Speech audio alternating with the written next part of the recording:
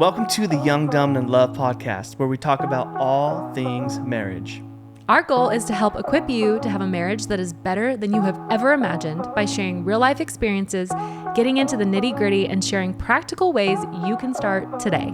Let's dive in. We were young, we were dumb, and in love, but we knew this was made for Welcome back to Young, Dumb, and in Love. We're so glad you guys are back here with us. What you doing over there? I was going to try to take extra video, but it's not working. Oh. It's fine. Okay. Hello, welcome. Welcome back. We are so excited to be back here on Young, Dumb, and in Love, and we got lots to talk about. Do we? Oh, well, let's be honest. We always have lots to talk about because our life is crazy. I mean, whose isn't? I know, that's true. Yeah. I always think to myself, I'm like, our life is absolutely nuts. But then I see other parents and other people going through their stuff. I'm like, okay, it's not just me. No. Thank God it's not just me, because I felt like a failure. I felt like all these different things that come to your head, and you're like, okay, other people are going through it too. We're good. Yeah. Well, of course. I mean, I think like it is normal to think it's just you, right? Oh, and it's for almost sure like it is. then I don't know. You put a false pretense on other people. Well, then it makes you feel like you're a failure Yeah. or you're not good enough because you're like, Well, well, how are they doing it? And I'm not. well, how many But they're times- also struggling and like, oh my God. Yeah, and how many times have you been like, she's like a perfect mom? I'm like, you don't know. You are not in that house. You don't know what's going on. I mean, I don't feel like I say that all the time. No, I'm saying, how many times have you said that? You have said it, like, oh my gosh, I wish I was more like her, or, stuff like that. And it's like, dude, you don't even know. Like, you don't know what she's going through. You don't know what else You don't know what's is going on. going in the on. back. Yeah, exactly. So, yeah. In that's other all right. people's lives. That's all well, right. and I say right now, like, I feel like we've entered into a stage of parenthood that I would call the thick of it. And maybe I'm like, maybe it'll like, I don't want to say get harder, but not as hard.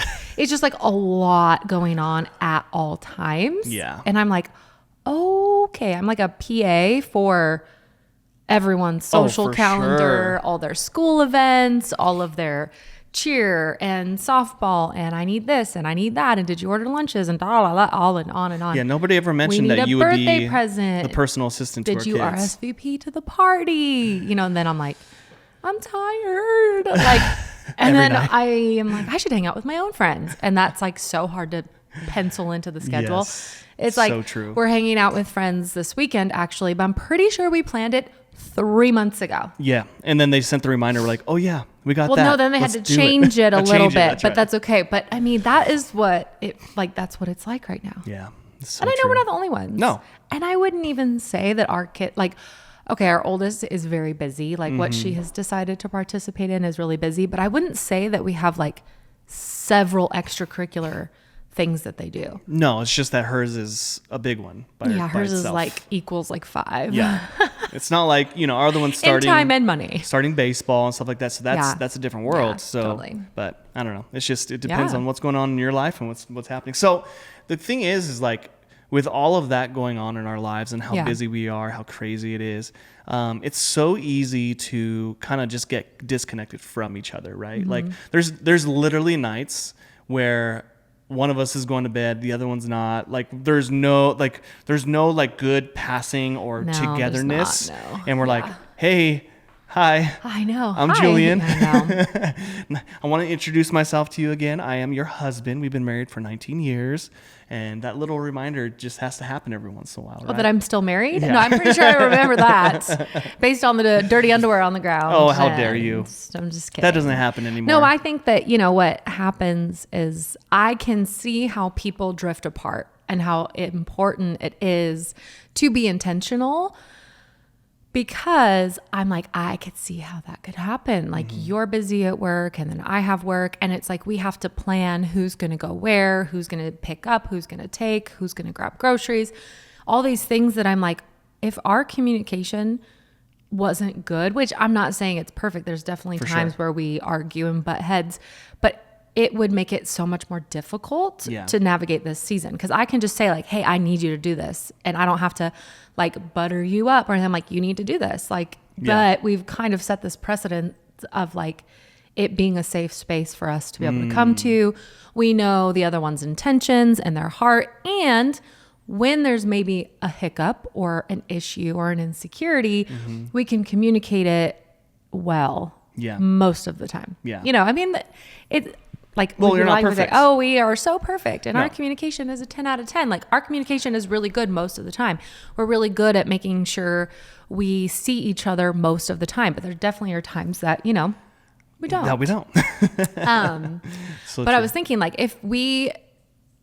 so we're speaking at like a marriage panel coming up, and we met with, you know, a couple of the other couples that are talking. We were just talking about like, what is it, you know, because you always kind of want to dig in. Like you want to find what's the problem so that you can kind of see if you can help offer solutions. Yeah. Right. And really like in anything, like identify the problem, see if you can find solutions.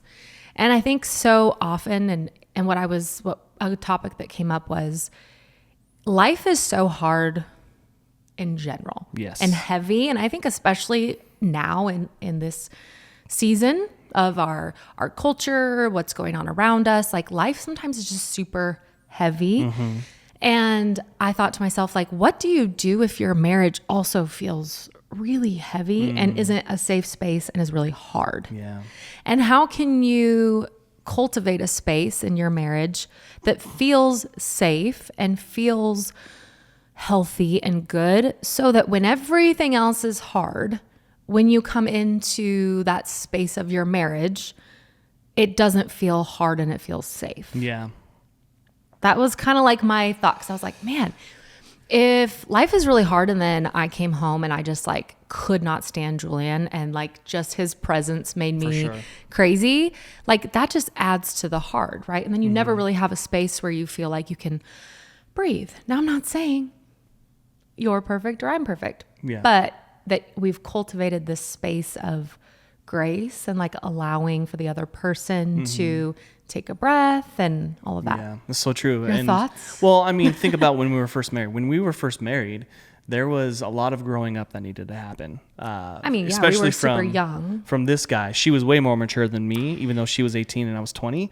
It doesn't matter. She was way more mature. I mean, went, you know, had her life a little bit more understood of what she wanted to do, and I did not. Like, I was just trying to figure out, like, you know, you wanted to do. You just didn't I knew what I wanted to do. I just didn't know how to take the steps and get there and do all that kind of stuff. And so there were definitely seasons when we first got married that were hard, that were so hard that we're like, what are we doing? Why are we here? Did we say yes? Did we actually say yes? Did we actually sign that paper? I changed my mind. Because I changed my mind. I don't want to do this anymore. Forever? Yeah. And going through all of that is what caused us to be able to build this relationship that we have now, you know, the safe space. And so, because we learned through the situations, we learned what works really well for you, what works really well for me.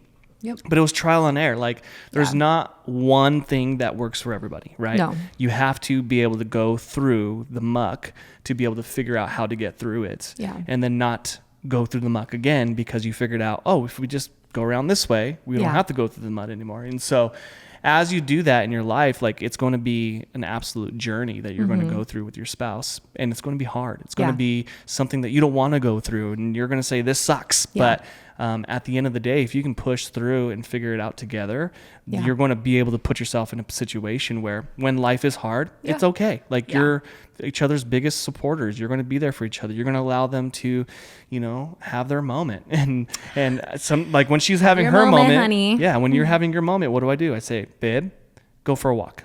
Right. And or, hey, just what's going go on? outside, or let's, you know, do something to just let out the air and just breathe, right? And but that was really hard to learn, and it wasn't overnight. It wasn't. No. We didn't walk into this relationship perfect and ready to go. It took time and effort and trial and error and failure, and that's okay. I think that's the other thing too.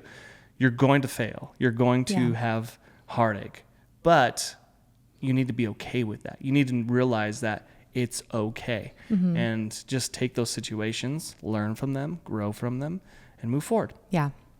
Well, and a couple like thoughts, you know, just to kind of maybe unpack, is that, like you said, it takes time, but every time that you kind of walk through it and you learn a new thing, you're building on top of the next one. Does that make sense? So, like, or the last one. So, you know, it's been years that we've been together and we've navigated different seasons, But we never have to go and start all the way back to where we were, where it's like, we don't know how the other one communicates. We don't know the other person's needs. Like every time we've identified a need and been able to work through a season, like that stacks on top of it, of the last one. Yeah. So it's like, now I know how to approach Julian when I have something tough to bring up. I understand what he needs and if he needs space or what's going on. But that like took time of like stacking, you know, and learning. So true. And so it's like a safe space doesn't just necessarily like I do think you can expedite a safe space, but I also think that, you know, you continually cultivate that space by learning, by building, by growing.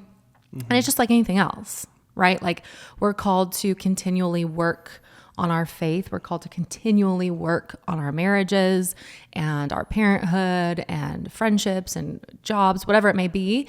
But we just want it to like just be done and feel easy and just be good. Especially me. I am like the type where it's like, I just want everything to be good, everything to be clean, everything to be perfect. And then I feel like I can breathe, and that's just not it's not reality. The reality. Yeah. But I would say, you know, there's probably people listening right now that are like, no, I don't like my spouse. And no, my marriage is not a safe space. Yeah. And I literally can hardly be around them. And those are all could potentially be very valid points. But it's like, okay, if that's where you're sitting at, or maybe you're like, no, you know, it feels pretty good, but like, how can I continually grow in that? It's like, what could you tell someone like, okay, if that's where you're at, this is what we did or do to create that safe space. Yeah. Yeah. Well, our safe space now is, it's a constant thing that is here, right? Like we know, and we've set those boundaries, and we operate in such a way where we are in a safe space. Now, in order to get to that place, you have to create the safe place first. And so a lot of times we tell people all the time, like, hey, there's an opportunity for you that you can create.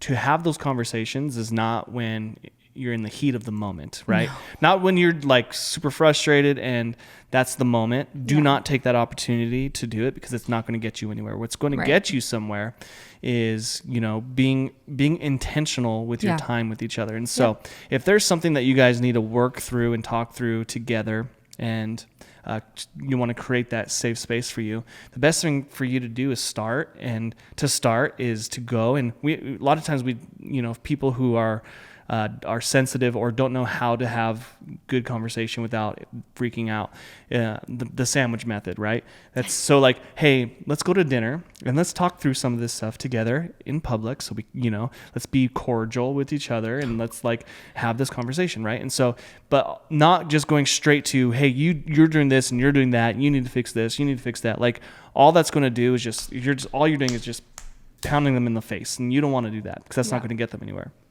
What I would suggest is that you look at each other in the eyes, and you if I'm going to look at Brittany, I'm going to say, hey, Brittany, like, I love you so much, and I appreciate this about you, and you're so good at this. And then just giving her the sandwich, the piece of bread on the outside that makes her feel nice and fluffy, no pun intended, but just, I love you, I love you, I love you. And here's the meat. Here's a couple things that I feel like we could work on. And see what I did there? There's a key word there. You didn't say you. I didn't say here's a few things that I think you need to work on so that you can be a better wife. Like that's not going to work. Here's a few things I think we should work on as a couple. Yeah. Because you're bringing responsibility to yourself, and you're putting responsibility on your spouse. And when you do it that way, you're doing it together. When you start pointing the finger, that's just the blame game. You're not a team when you're doing it that way. And so anytime Brittany comes to me and she says, hey, we should try to do this, we should work on this, I'm like, yeah, I literally nothing in me feels attacked, like at all whatsoever. The moment she looks at me and goes, you're just doing this and you're doing that, and if that happens, I'm like, shut down, not going to listen, I'm not going to have this conversation. Like, why are you pointing the finger at me and being like that?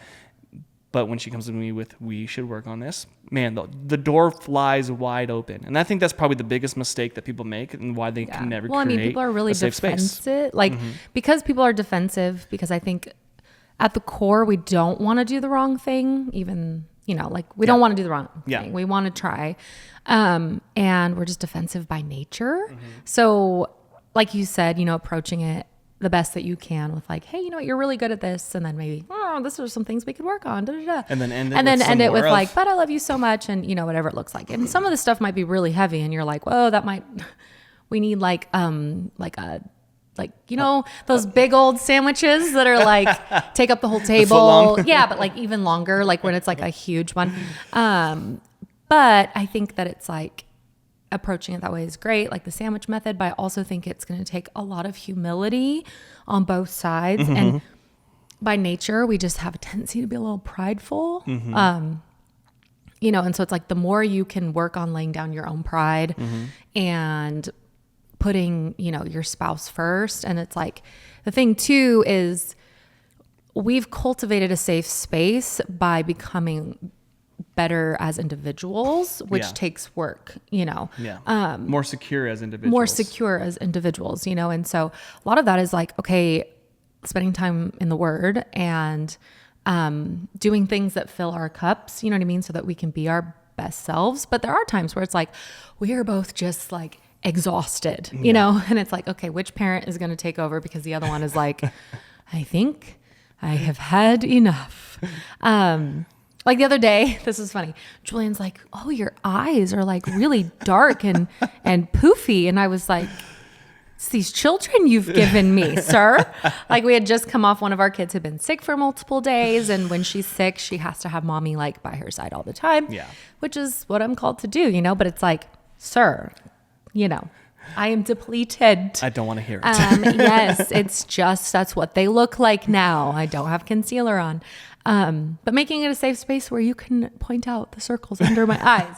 It's okay. I have the biggest circles. So, you know, but cultivating that and realizing like the biggest scheme of the enemy is that you would just hate your spouse and that your life would just be terrible, you know, and that you would feel like this could never work and it's never going to get any better. And it's just like, that's not the truth. And that's also not what your marriage is designed to be. And I think that's the most heartbreaking thing is really it's supposed to be a safe space. It's supposed to be a place where you feel you can be your best self, where you can show up just as you are. And unfortunately, that's just been so lost, you know, and a big part is being humble. Like when I was able to say, you know, like, okay, I'm going to humble myself and I'm going to take a look inward, and rather than always look and go, what is he doing or not doing that's bothering me?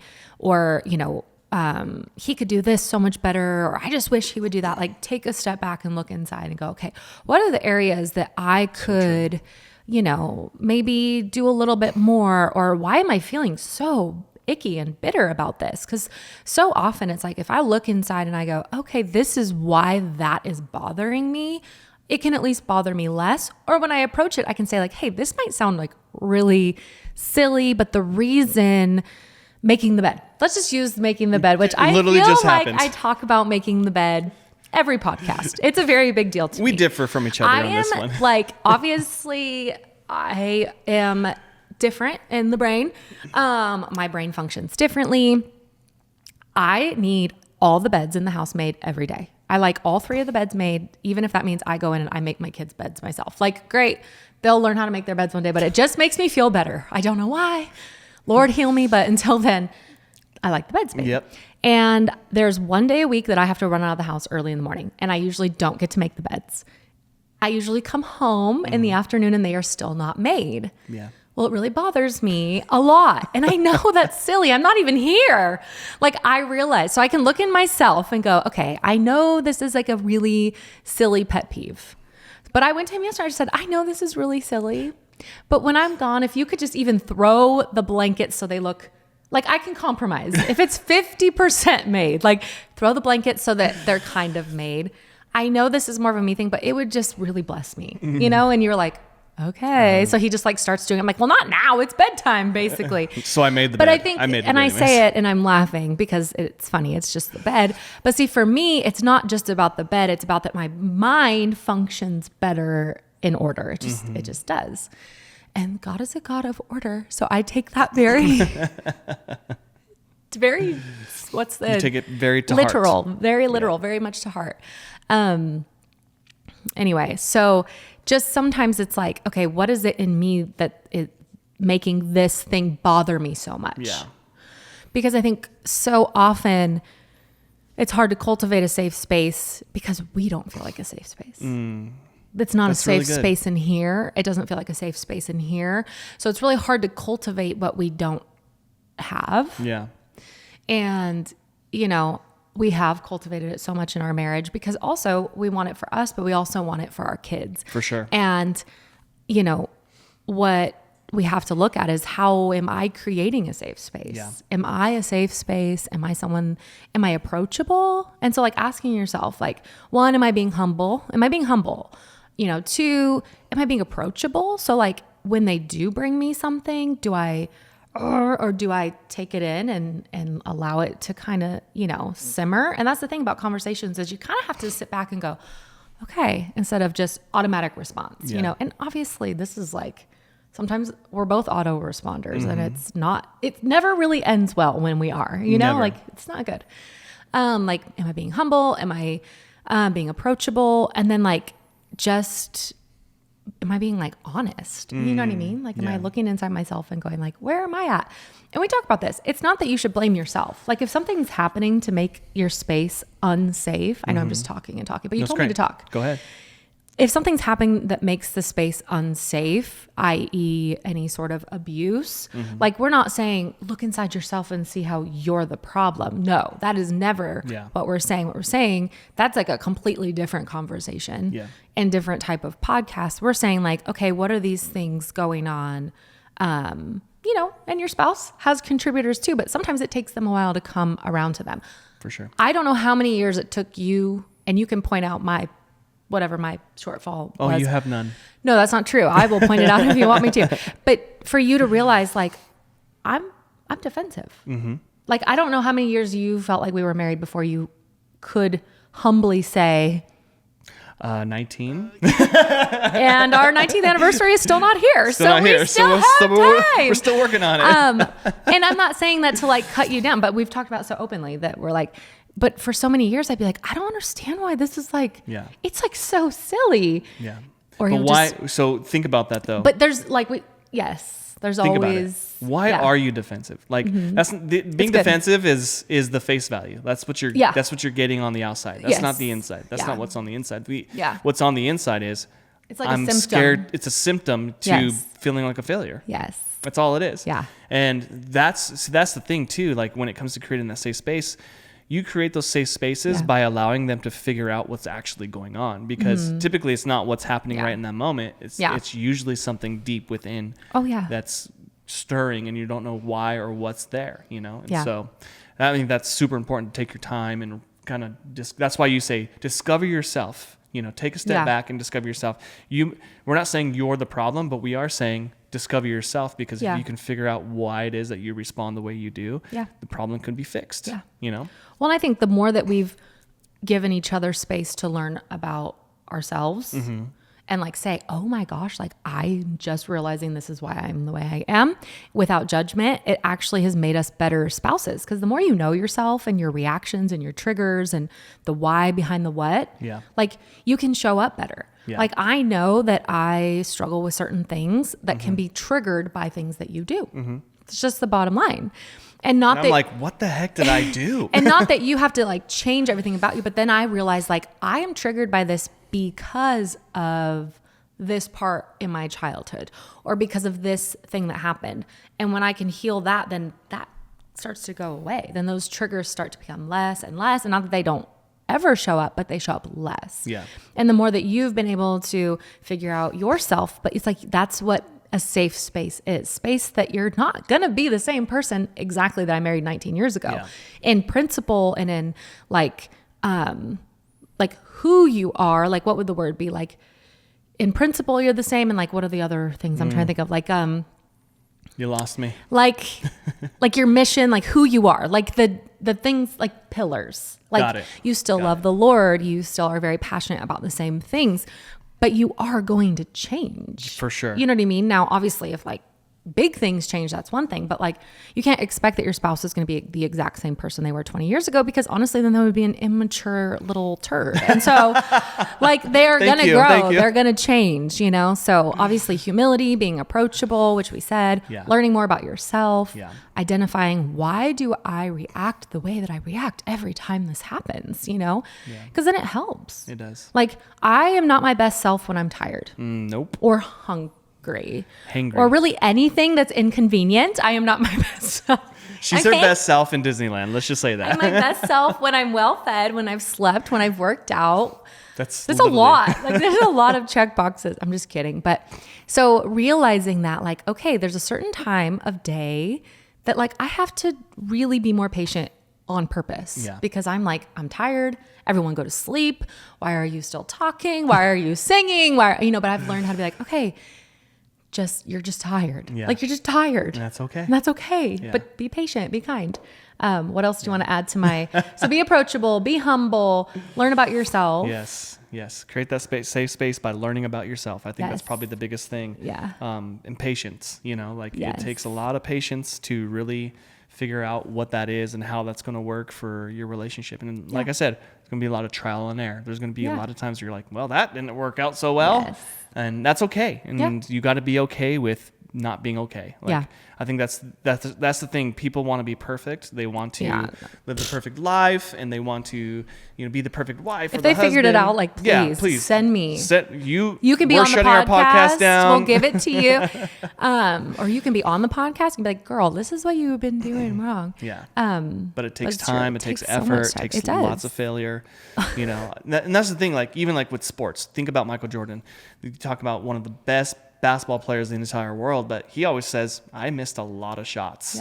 And it's because of those missed shots that I am the way I am, and he was able to learn through trial and error. It's the same thing with everything in your life. When it comes to marriage and just you as a person, it's going to be a lot of trial and error. Well, and I think one thing you brought up that we've talked about here before, but I always feel like was so like instrumental to us learning about ourselves, was, like you said, the fear dance, which is what, like, the technical term or whatever. And we've talked about it before, but it's like defensiveness was just a symptom of the root cause, right? Which the root cause was your like core fear, because there's always like core fears. Your core fear is fear of failure, which I think a lot of men have a fear of failure. And I think we all have a fear of failure, but really at the deep core, men do not want to fail their wives and their family. You want to be successful, and you want to be the provider. You want them to look at you and like, you're the man. But it's hard for you to express that. Like, I feel like it took years for you to go like, oh, I'm afraid to fail. Oh, for sure it did. And so it's like, because you're afraid to fail, then you react, and that's why they call it a dance, because they say like basically you go like this or like this, depending on which way. And react. You're afraid to fail, so I come to you and I bring something, and then you react by being defensive, and then your defensiveness triggers my insecurity, which is being secure and safe, because my core fear is not being secure and safe. And then we just do this. And that's what they say is in marriage, what happens is we just have a tendency to trigger each other's core fears over and over. And then there's this hamster wheel of I'm triggering your fear of failure. And because of that, you're triggering my insecurity of being secure. For sure. Or vice versa. You trigger my security, so then I attack you, you become defensive. And so that's the wheel that we're talking about. And so when you can identify, I am just terrified of failing, or man, I have this deep fear of not being secure, and you got to unpack where that came from, which I think we both have. Well, I know we both have, trust me, because there's sometimes like once a month where I just cry for like an hour before I fall asleep. It's like this phenomenon. Women, please tell me if this happens to you. Like once a month, I'll jump in bed and I think everything's fine. And all of a sudden he'll say something and I'm sobbing. And it's like, I just wanted to sleep because we know I was tired. And it's like an hour and I'm just crying and I'm just unpacking all this stuff. And he's like, whoa. Wow. And then he starts snoring. So it's fine. Like an hour in, I'm like, okay. So then I just have my dogs. What I was saying though is I have identified like my core fear is this, your core fear is that. These are the things that contributed to those fears, which oftentimes come from childhood. And then healing that helps cut that dance off a lot faster. So true. Right? Now it's like, let's have a good dance instead of a negative dance. And, you know, so I can see you're checking your clock because you're very busy. And so we will wrap up this episode. But again, cultivating a safe space in your marriage is key to having a long-lasting marriage that's thriving and healthy and that you enjoy, especially in today's climate. It's like, it's a literal godsend. You know, it's your safe space here on earth to be with your spouse. And when you put God first and you're humble and you're approachable and you figure out, why am I so triggered? You look on the inside and you go, oh, okay, this is my, hi, it's me. I'm actually the problem. It just helps so much. So that you can have safe space. That's right. Good job. Thank you. So do you want to finish? I didn't let you talk a lot, so I want to give you airtime. No. Do you want to be the... It's great. I promise if you're a guest on the podcast, I will let you talk. I will ask you lots of questions. But Julian we know who talks more in this relationship. And so he's like, hey, I'll show up. I'll look good. I'll wear a hat and a shirt I just changed into. That's right. And you carry it. Yeah, you carry it, girl. I'll edit this video. Well, anyways, thank you so much for being a part of Young, Dumb, and in Love. If you have any questions or you have any topics, anything you want us to talk through, we'll talk about anything. Yes, obviously. we will. Make sure you put it down in the comments below. Make sure you subscribe, like, and share with everybody that you know. And we love you guys, and we can't wait to see you next time. We were young, we were dumb, and in love, but we knew this was made for us. No matter what